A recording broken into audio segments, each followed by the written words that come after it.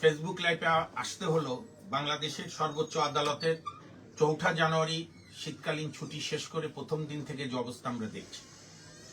প্রকৃতিতে প্রচন্ড শীত, গত কয়েক বছরের মধ্যে আমি এরকম শীত দেখিনি। সেটা ভালো, প্রকৃতি নর্মাল হচ্ছে, কিন্তু মুশকিল হচ্ছে আমাদের বিচার বিভাগের কেন যেন বারবার খেই হারিয়ে ফেলছে। অথচ আমাদের প্রধান বিচারপতি থেকে শুরু করে আমাদের অনেক বিচারপতির অত্যন্ত মেরিটোরিয়াস, ট্যালেন্টেড, কারেজিয়াস, এবং তারা সংবিধান অনুযায়ী শপথ নিয়েছে রাগ, অনুরাগ, বিরাগের বশবর্তী না হয়ে বিচার করবে। আমাদের সবাই তো আমরা এখন তো পড়াশোনার চল উঠে গেছে, এই জন্য দু একটি পার্টিনেন্ট বিষয়ের মেনশন রেফারেন্স দেওয়া ছাড়া আমাদের সামনে কোনো পথ নেই। আমাদের সর্বোচ্চ আইন সংবিধান, সেইটার আর্টিকেল 107-এর 3-তে আছে, বা বাংলায় 107 অনুচ্ছেদ 3। এই অনুচ্ছেদের অধীন প্রণীত বিধিসমূহ সাপেক্ষে কোন কোন বিচারককে লইয়া কোন বিভাগের কোন বেঞ্চ গঠিত হইবে এবং কোন কোন বিচারক কোন উদ্দেশ্যে আসন গ্রহণ করবে তাহা প্রধান বিচারপতি নির্ধারণ করিবেন। এবং দেখেন, আমাদের সংবিধান প্রণেতারা যথার্থ বলেছে যে এই অনুচ্ছেদের অধীন প্রণীত বিধিসমূহ সাপেক্ষে, অর্থাৎ একটি রুলস তৈরি করতে হবে। বর্তমানে এই বেঞ্চ কনস্টিটিউশন রুলসটা অতীব জরুরি, কারণ এটা না হলে অনেক ধরনের সমস্যা হচ্ছে।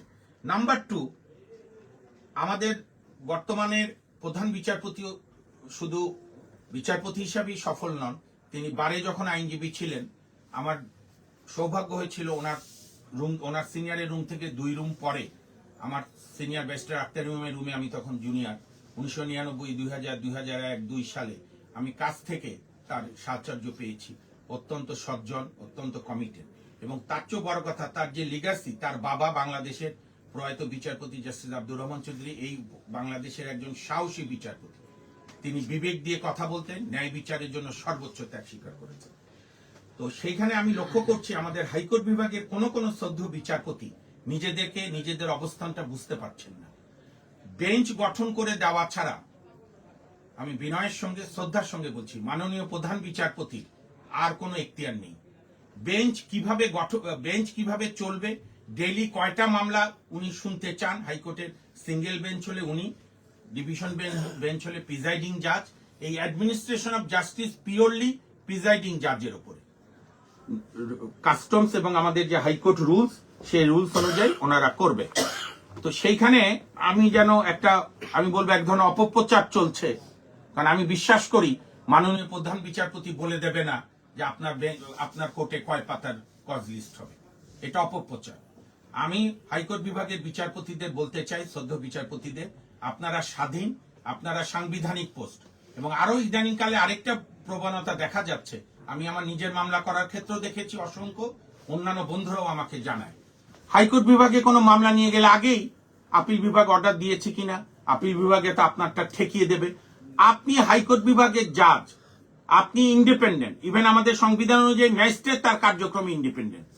এবং আমাদের সংবিধানে যে 111 আছে জাজমেন্ট বাধ্যতামূলক, সেটা হচ্ছে একটা পূর্ণাঙ্গ জাজমেন্ট। কোন একটা একই মামলায় একটা অর্ডার স্টে করলে ওই মামলায় সেম ফুটিং এর আসামিকে হাইকোর্ট বেল না দিতে পারে, কারণ আপিল বিভাগের ডাইরেকশন আছে, কিন্তু হাইকোর্ট আপিল বিভাগের অধীনস্থ না। এবং আমি সবশেষে বলি, এইটা আমরা বললাম এই কারণে, এই দেশে যতবার বিচার বিভাগকে নিয়ে চক্রান্ত হয়েছে, আইনজীবীরা সবার আগে দাঁড়িয়েছে। যখন এরশাদ সাহেব হাইকোর্ট ভেঙে টুকরো টুকরো করে দিয়েছে, আমাদের পূর্বসূরীরা প্রয়াত শামসুল হক চৌধুরীর নেতৃত্বে, প্রয়াত সৈয়দ ইশতিয়াক আহমদ, সিরাজুল হক, এবং বর্তমান ব্যারিস্টার ইমামুল ইসলাম, ডক্টর কামাল হোসেন সাহেবরা এবং আমাদের অন্যান্য নেতারা মিলে আইনজীবীরা আপোষহীন লড়াই করে সমস্ত হাইকোর্ট ঢাকায় ফেরত এনেছে। আমরা চাই বিচার বিভাগ বাইরের কোনো প্রচারে, কোন ইউটিউবারের চক্রান্তে, কাউকে বেল দিলে সে বেলে বের হয়ে যাওয়ার পর কোথায় কি করেছে, এই ভয়বোধ থেকে যেন বিচার কার্য না করেন। সংবিধানকে, আল্লাহকে হাজির নাজির রেখে সংবিধান অনুযায়ী বিচার কাজ করবেন। এবং আমি নিজে সৈয়দ মামুন মাহবুব থেকে শুরু করে এই এক্সটেন্ডেড বিচার বিভাগ পরিবার, অর্থাৎ শ্রদ্ধেয় বিচারপতিরা, আমরা লয়াররা মনে রাখতে হবে 5 আগস্ট 2024 কেন এই উপমহাদেশে 100 বছর ইতিহাসে প্রথম প্রধান বিচারপতি এবং বিচারপতিদের বাসভবনে হামলা হয়েছিল, কেন জাস্টিস মানিককে কলাপাতায় শুয়ে থাকতে হয়েছিল। এইটা মনে রাখলে দ্বিতীয়বার এই ঘটনার পুনরাবৃত্তি হবে না। কারণ আমাদের মনে রাখতে হবে, বিচার বিভাগ যদি ভাইব্রেন্ট না হয়, বিচার বিভাগ যদি সরকারকে প্রশ্ন না করে, বিচার বিভাগ যদি সরকারের অনুগত হয়।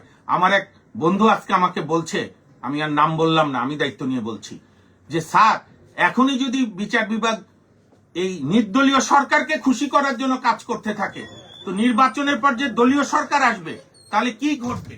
তাহলে কি একই ঘটনার পুনরাবৃত্তি ঘটবে? আমি বিশ্বাস করি এই ঘটনার পুনরাবৃত্তি ঘটবে না। সবাইকে ধন্যবাদ।